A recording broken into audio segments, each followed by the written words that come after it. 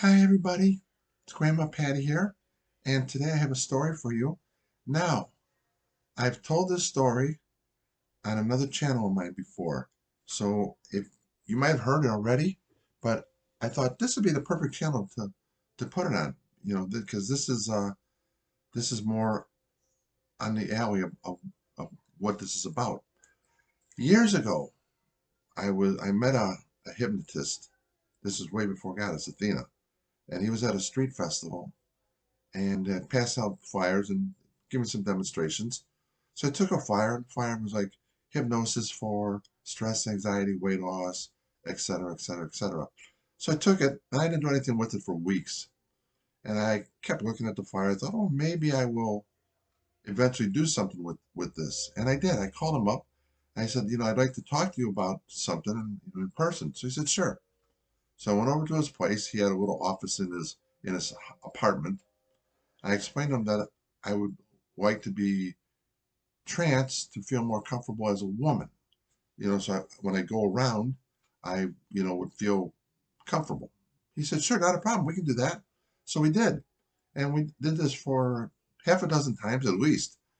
And so then one day, I was playing basketball in college, and we had a game that night. So my class was over at noon, and we had a team dinner at 4 o'clock.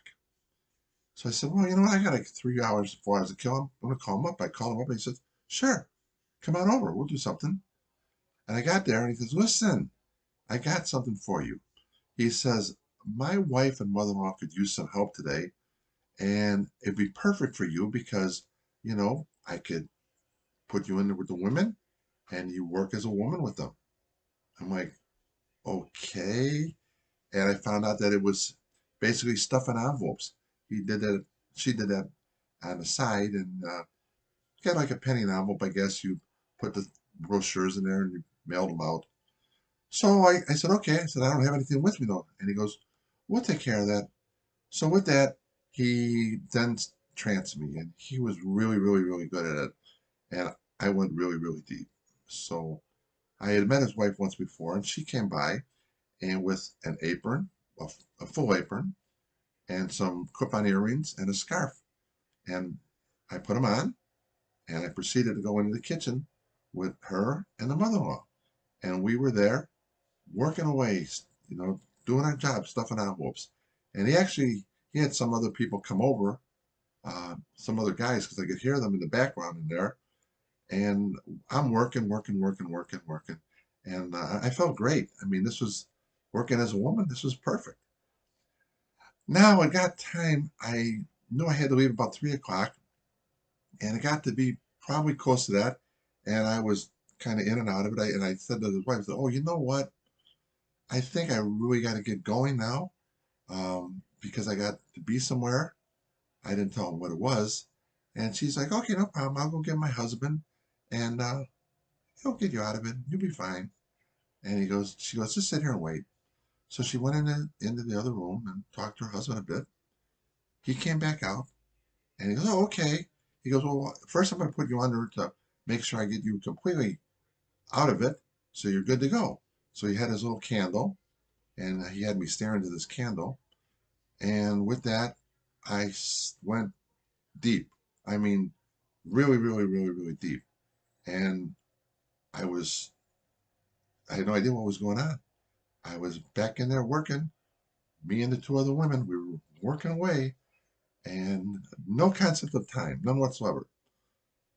So I'm not, don't even care about the basketball dinner or anything else. I mean, I was totally under.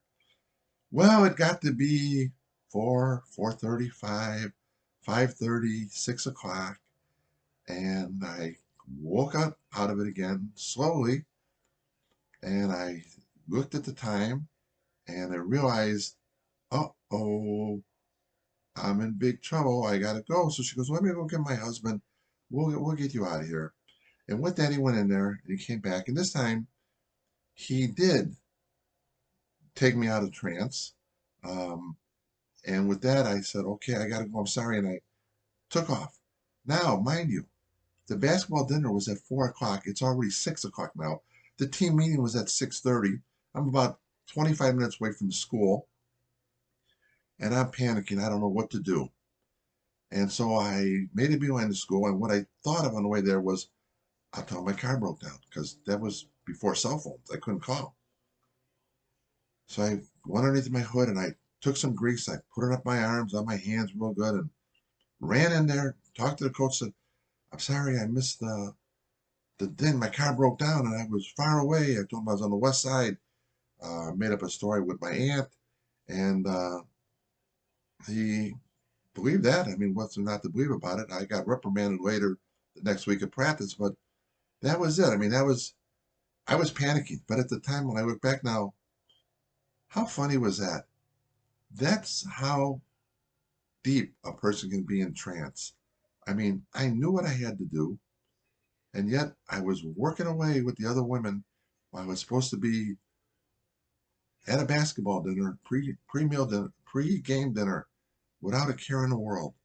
So I can tell everybody, don't be surprised with hypnosis, because they tell you, oh, you only do what you want to do. Not true. I didn't really want to miss the dinner, but you know, at the time, the dinner was the last thing on my mind. On my mind was working, me and the other women.